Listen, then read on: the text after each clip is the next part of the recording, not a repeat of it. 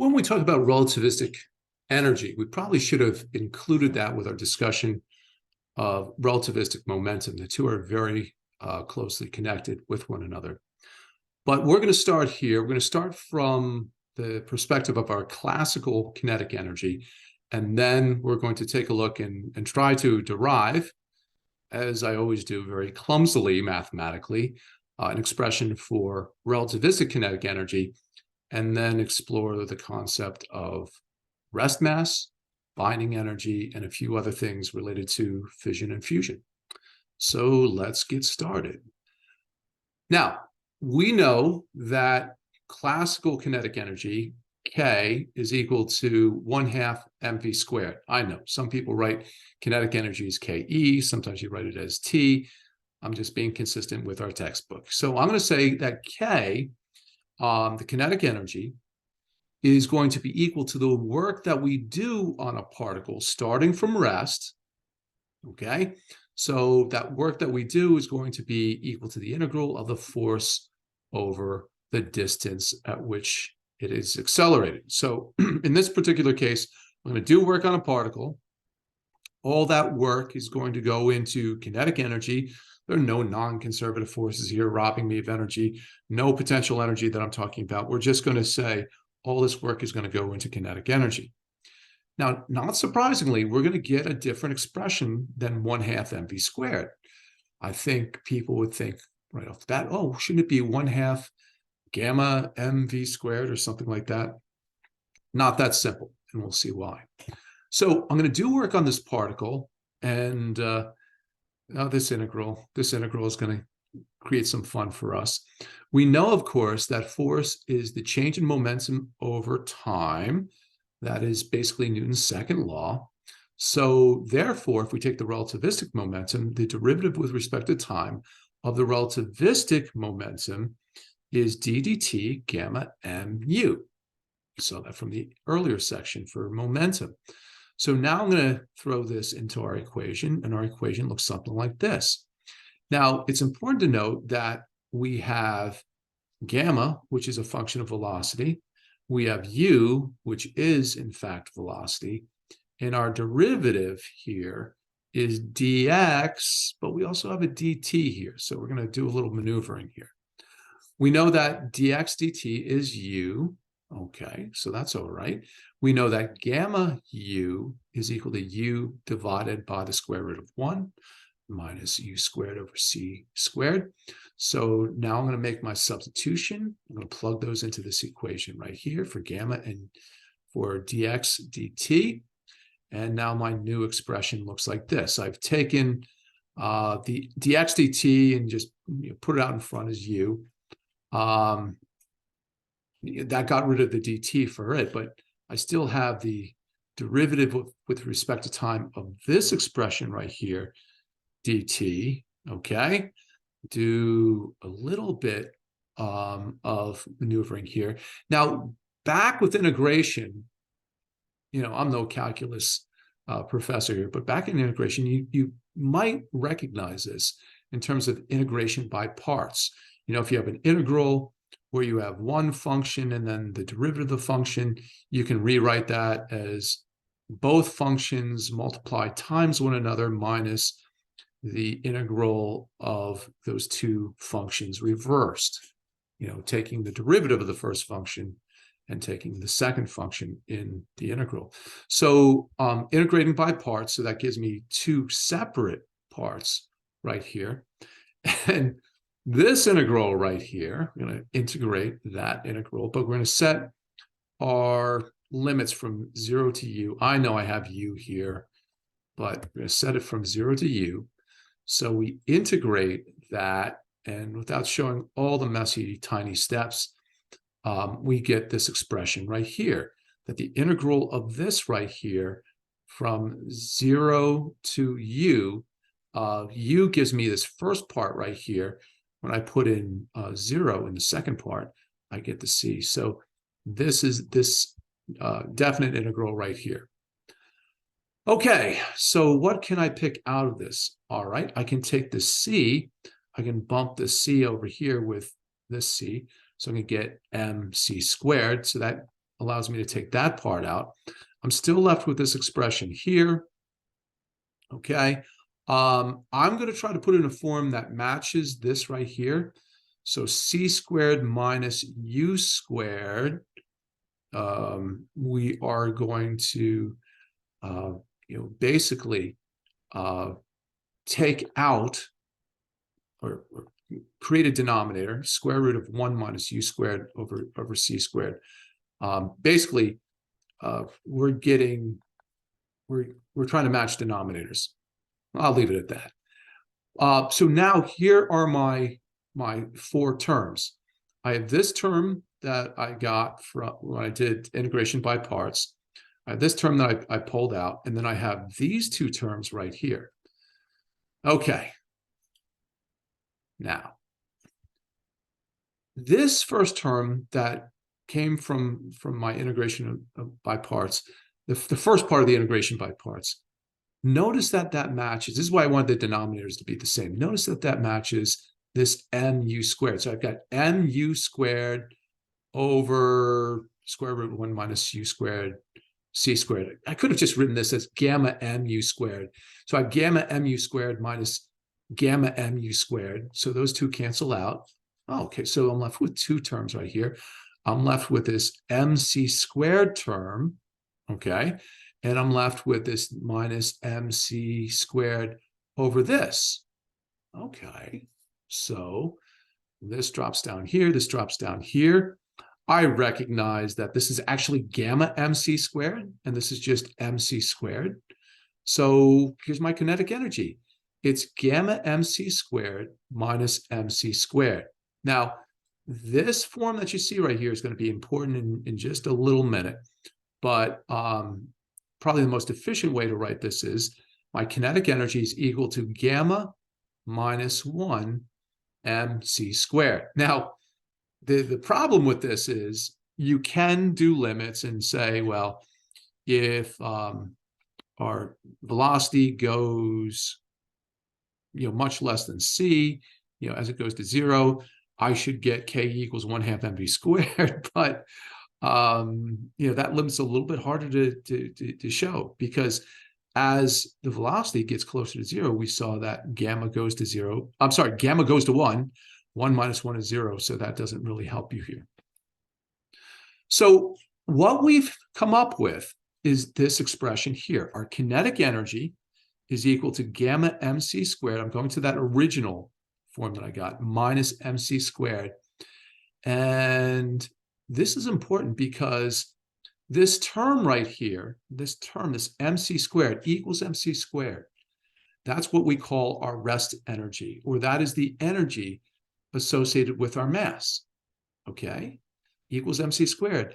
Mass has an energy equivalent. That's Einstein's famous equation. Most of the time, we write it as E0, E naught equals mc squared, but that's our energy associated with the mass. So gamma mc squared represents the total energy. So gamma mc squared is your kinetic energy plus your rest energy. So if I want my kinetic energy, I had to take my total energy and subtract off the energy that was associated with mass. Okay. Rewriting this, total energy equals rest energy equals mc squared plus the kinetic energy, and again, equals gamma mc squared. So quite a bit different from our expression, for classical kinetic energy, 1/2 mv squared, but really a neat outcome right here, because it shows how energy can be divided into energy related to mass and energy related to motion. Okay, so a particle has energy simply by having mass. So any particle at rest, as long as it has mass, it's going to have energy. And quite honestly, if a particle doesn't have mass, it's going to be traveling at the speed of light. So a stationary particle with 0 mass and 0 kinetic energy isn't a particle. It doesn't exist. I'm probably wrong about that in some context, but I'll state that as a general rule right here. So mass of a particle can be converted into energy. There are conservation laws that we have to follow. And we can see this, for instance, when we do annihilation. We can take an electron and an anti-electron, we can annihilate them, and the energy released as 2 gamma rays is going to be equals mc squared. M is going to be the mass of the particles, and of course c squared is the speed of light squared, which is a very, very large number. Now again, looking at the classical form for kinetic energy equals 1/2 mv squared. We can clearly see that this is parabolic. It goes by the square of the velocity. However, relativistic kinetic energy goes asymptotic much faster. I guess you'd say this is asymptotic at infinity. It's asymptotic at v equals c. Okay. Now, once again, we go back to this argument about why things can't go the speed of light if they have mass. And we said, well, if you want to create more impulse to make the object go faster, you would need an infinite amount of impulse, either an infinite force or an infinite amount of time, from the momentum standpoint. From the work standpoint, adding more kinetic energy, you need an infinite amount of kinetic energy to reach the speed of light. There is not an infinite amount of work that you can do on the particle. Thus, anything with mass is going to go less than the speed of light. But, fun fact, as these approach the speed of light, they can get a tremendous amount of energy. And that is the idea behind a particle accelerator. Okay? But speed of light, that's our speed limit. Our particles are never going to get accelerated to the speed of light. I know. We've watched enough science fiction where they talk about tachyons and traveling faster than the speed of light and how they go back in time. All right. Doesn't work that way. Not that we know of. Fun to speculate about things like that, but again, science requires experimental evidence. So what about our baseball? What about our baseball? What happens? 100-mile-an-hour fastball, kinetic energy 150 joules. At even 1/3% of the speed of light, even in the classical calculation, because, your classical kinetic energy goes by the square of the velocity, you're talking about the energy consumed by an average US automobile, be it the classic calculation or be the relativistic calculation. Okay? At 3.33% the speed of light, the amount of energy in a baseball going that speed would be equivalent to the energy of a fully fueled 747 at 10% of speed of light. I'm going to make a very important point here about our traveling to Alpha Centauri that we did earlier. An atomic bomb has the same energy as a baseball going that fast. So think about it this way, okay? We talked about traveling 10% of the speed of light to reach Alpha Centauri. We talked about traveling half the speed of light to reach Alpha Centauri, even faster. The problem is, when making that journey, even a speck of dust becomes extremely dangerous, okay? You hit a small rock, about the size of a baseball, and you have the equivalent of a nuclear explosion blowing up the front of your spaceship, your spacecraft.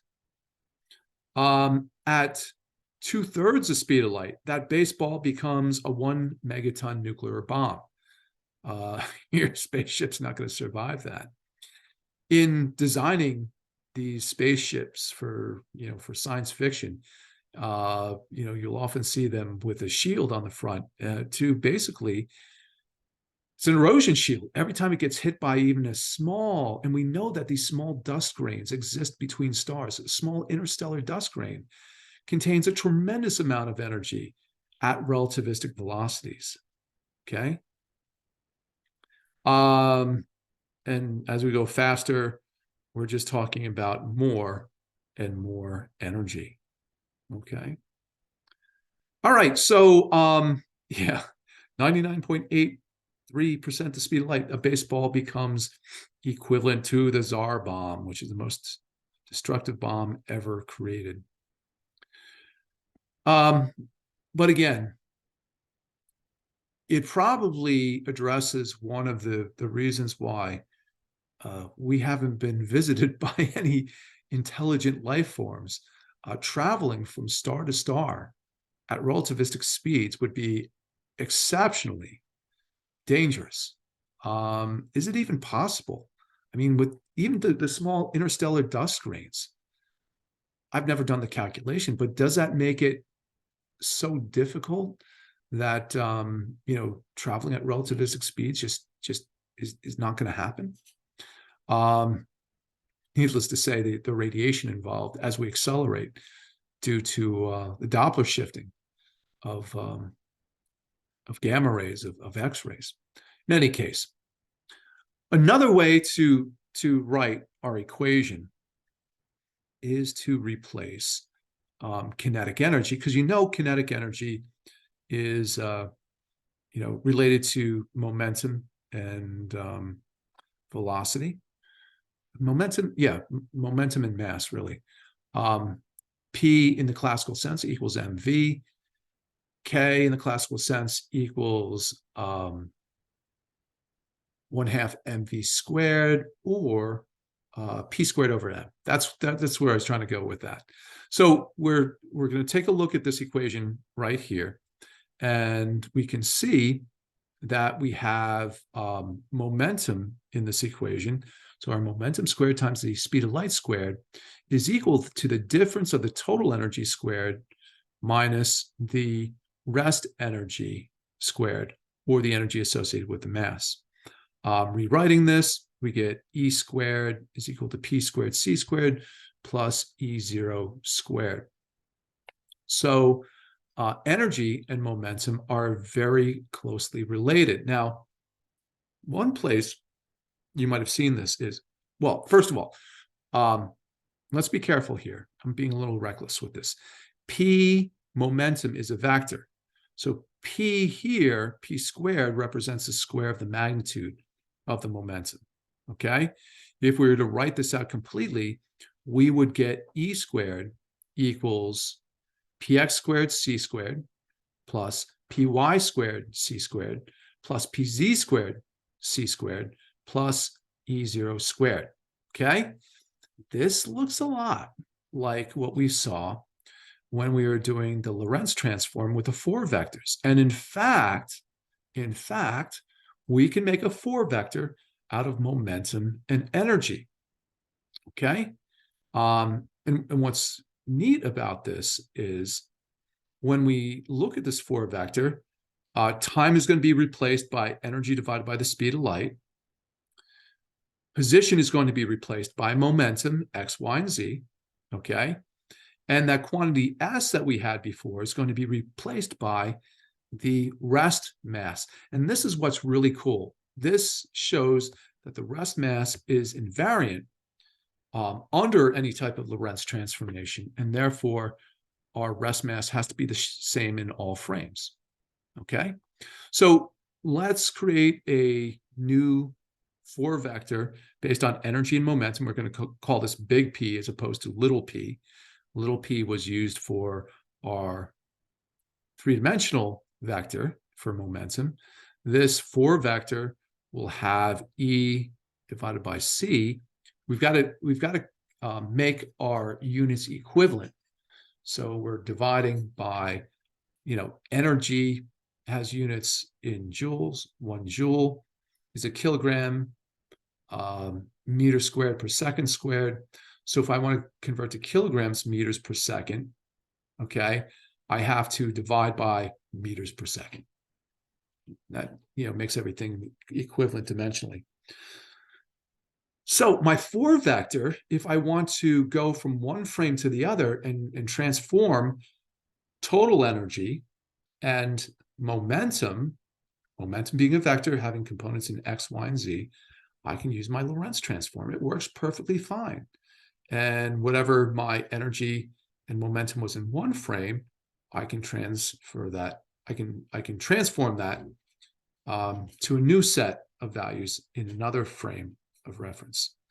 And this is, really very convenient for, things like a collision of particles, going from the accelerator frame to perhaps a center of mass type frame. In any case, once again, rest mass is invariant, which means, rest energy is invariant, which means that whatever my mass is in one frame of reference is going to be the same in the other. And remember, E0 equals mc squared, okay?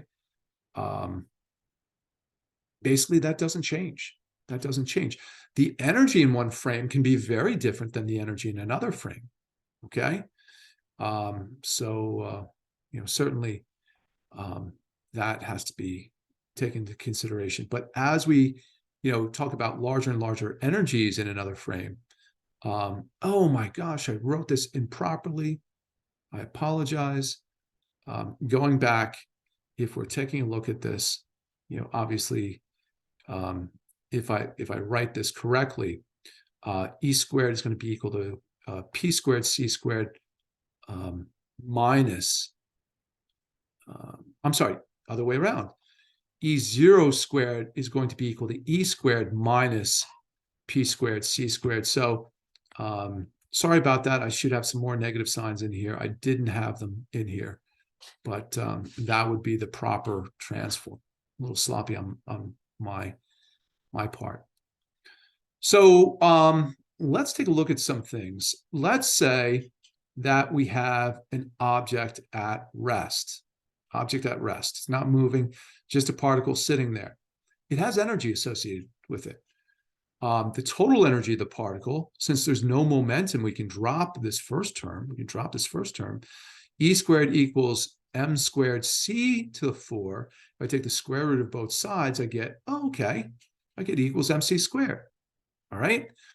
So Einstein's famous equation, E equals mc squared, was only valid if the particle was at rest. All right? It does work, but only for the particle at rest. Truly, if you want to do this the proper way, E is equal to the square root of P squared C squared plus E's not squared. A little bit less fun to say than E equals mc squared. Now, what about a photon? When we started this course, we talked about, photon having energy, a photon having momentum. Because it has momentum, it can exert radiation pressure. How can a photon have energy but have no mass? No problem. Plug it into this equation again. Now we're going to get rid of the rest mass part. Okay, no mass, no second term. The second term goes away. We get E squared equals P squared C squared equals PC. And that's exactly the expression that we found earlier on when we started the course and talked about the momentum of a photon. So this equation works well, explaining both rest mass and even the momentum of a photon that has no mass at all. Okay. Particle accelerators. The whole idea of a particle accelerator is, equals mc squared. We're trying to create new matter, the M, oftentimes massive particles. We're trying to create new particles, more massive than tend to exist today, using high energy collisions, okay? So these are basically particle factories. They like to convert kinetic energy into new exotic massive particles, which decay quickly, all right? Today's universe is kind of boring in terms of particles. For the most part, looking at the world around us, we have protons, neutrons, electrons. That's what makes up atoms. We have photons. We have neutrinos. We don't really see them very often. But in terms of more exotic particles that existed earlier on in the universe, we just don't see them anymore. So here's our little particle factory. How do we create this? Well, if you want to create more exotic particles, you're probably talking about particles with more mass. The more mass they have, usually the less stable they are, so they decay quickly. And in these particle accelerators, they're actually time machines. They allow us to go back in time where very, very massive particles existed simply by using E equals mc squared. So particle accelerators. How do we classify particle accelerators? Well, oftentimes in a collision, we'll equate the energy of the particles in electron volts. And an electron volt is a tiny, tiny amount of energy. It's the amount of energy that an electron will gain by going through a 1 volt potential. Not really much at all. However, if we put an electron through thousands of volts or even 1,000,000 volts, then we're talking about producing electrons with energies in kilo-electron volts or mega-electron volts, okay? In this case, if I accelerate them to these velocities, I'm reaching the kind of velocities that I need to produce X-rays, okay? So kilo-electron volts, mega-electron volts, actually not quite a mega-electron volt. That'd be really good for producing X-rays, right? But the problem is, even particles like an electron, which is very, very light, have a lot of rest mass, okay? Meaning that to create electrons and positrons, we typically have to be up in this mega electron volt range. So even to create boring particles like electrons, well, the antimatter particle for the electron isn't that boring. We got to go up to this higher range. Giga-electron volts, now we're talking. Remember I said that the muon was 270 times more massive than the electron? So there are more massive particles out there that we can create, okay? So giga-electron volt is going to be, obviously mega is 1 million, giga is 1 billion. Tera-electron volt is 1 trillion. And then peta-electron volt is going to be, I did 1 trillion for tera, so now I'm going to go to 1 quadrillion. Don't say that very often. So particle accelerators are basically rated according to how much energy they can put into their particles. When I was a student, I was fortunate enough to work at the Los Alamos Linear Particle Accelerator. I think the particle energies that they were talking about were measured in giga-electron volts, so nothing like this. There was a tiny little linear particle accelerator. This is the Large Hadron Collider. It's currently the most powerful accelerator in the world. I know that because I'm reading off the PowerPoint. And it has a collision energy of 13 tera-electron volts. So, that's a tremendous amount of energy. When we compare it to the joule, however, because this is happening microscopically, it's still less than 1/1000th of well, this would be about 1/1000th of a joule. So, we're getting into like the microjoule area in terms of the energy. But remember, we're taking these extremely tiny particles and giving them huge, huge energies. Why does this particle accelerator have to be so big? The particle accelerator I worked on was a LINIAC. It was just a straight line, and it avoided some of the problems that this particle accelerator has. But the issue that it had is it would run out of room. It was only a 1/4 of a mile long. This particle accelerator sends the particles in a ring, and even in classical physics, classical electrodynamics, a particle accelerator, a charged particle going around in a circle is being accelerated, and it will radiate energy. So the amount of energy that's radiated, it's called synchrotron radiation, is related to how quick, what the period is, what the frequency is around the ring. So the faster you make these particles go, the bigger this particle accelerator you have to make, where the particles are going to shed energy faster than you can add energy to them. So these are the collider energies over the year. These are some of the particles that they were able to create with them. I'm not quite sure what SPEAR is. Some of these are very, very old particle accelerators, but they discovered both the charm quark and the tauon, which is even heavier than the muon. Petra discovered the gluon. I'm not sure.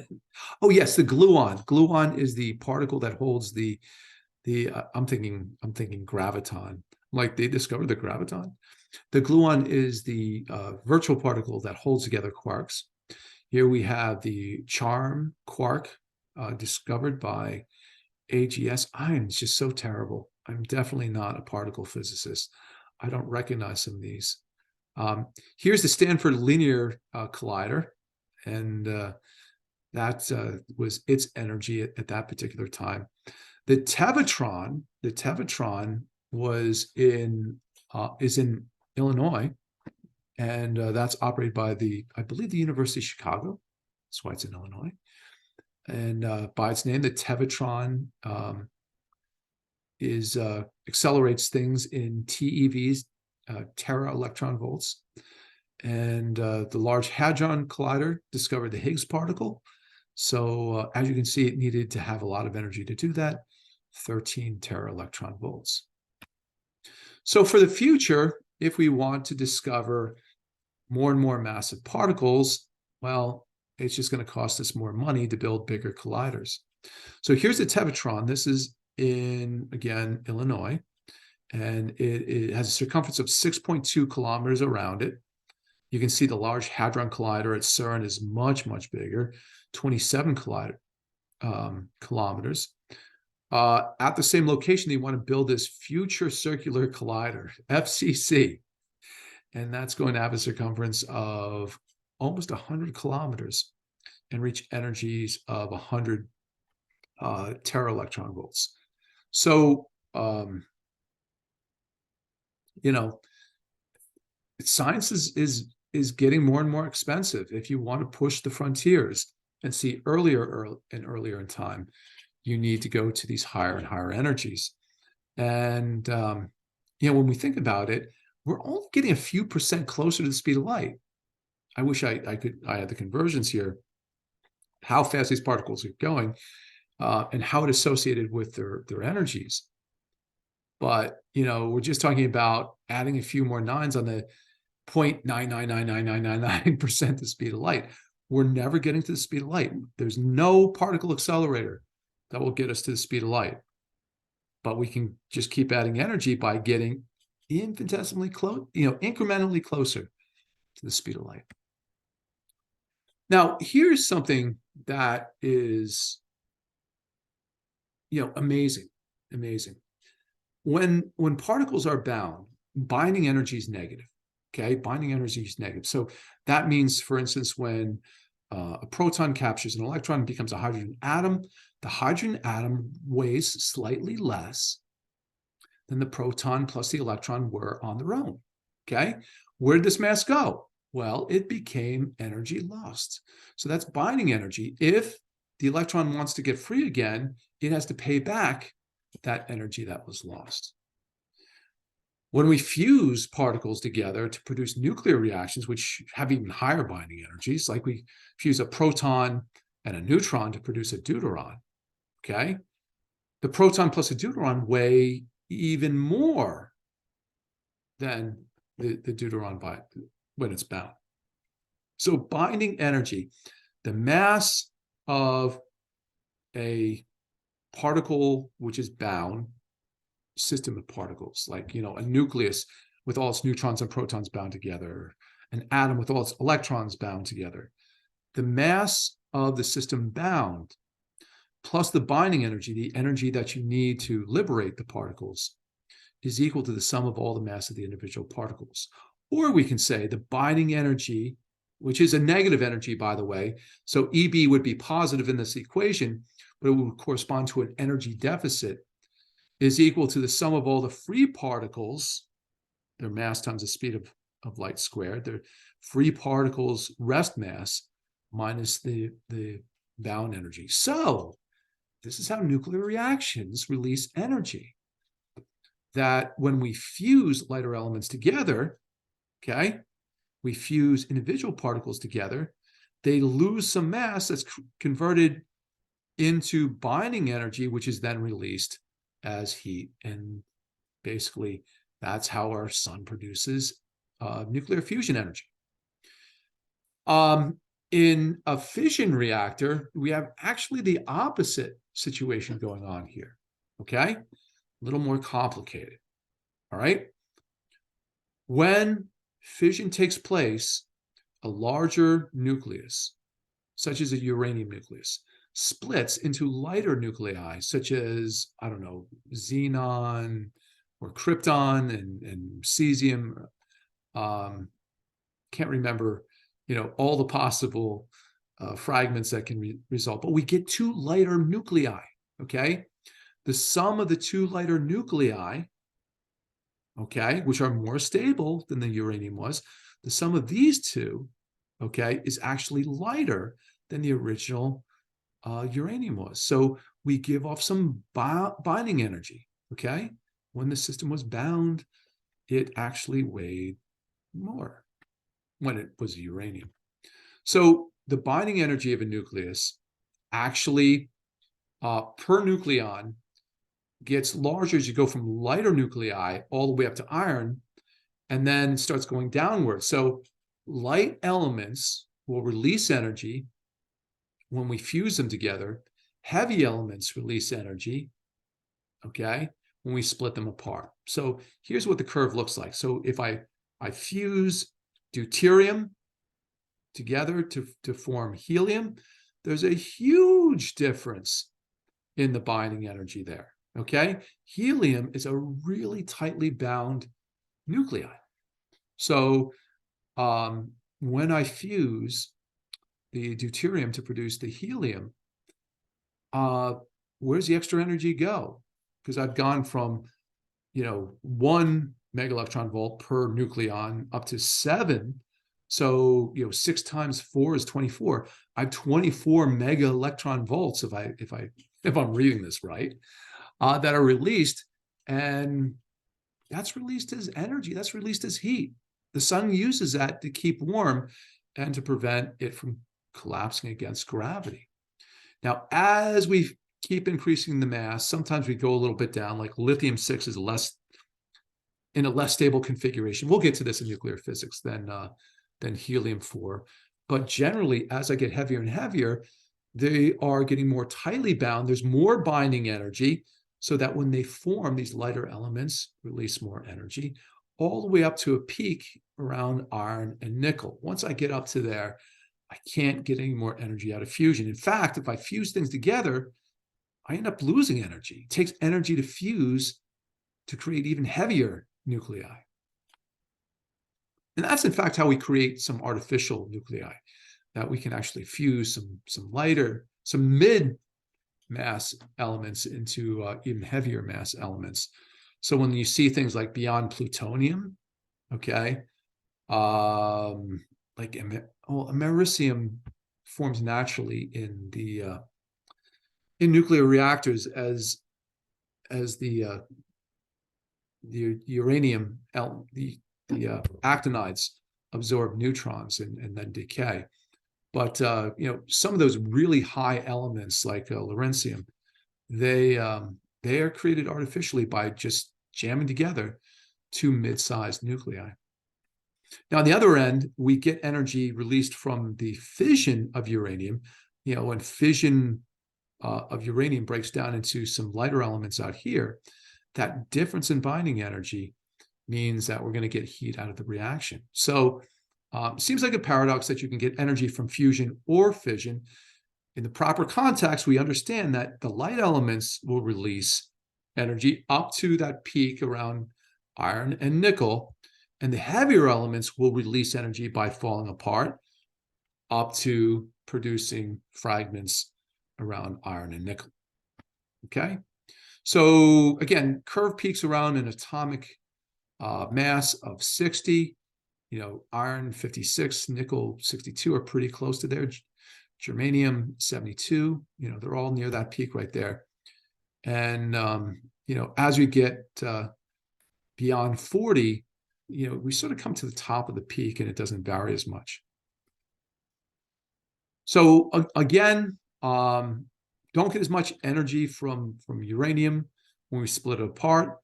But the nice thing about nuclear fission is it doesn't take a lot of energy. It doesn't take a lot of initial investment in energy to get the reaction going. Uranium just needs a few neutrons to start the reaction, and uranium's perfectly happy splitting. Hydrogen would be great in terms of fusion as a source of energy, but it takes so much energy to overcome the fact that the proton's electrostatic force requires extremely high temperatures before fusion is going to take place. Okay, so nuclear fission, we have a lower binding energy. Neutron comes in, causes it to split, and X plus Y actually weigh less. I should say have less mass.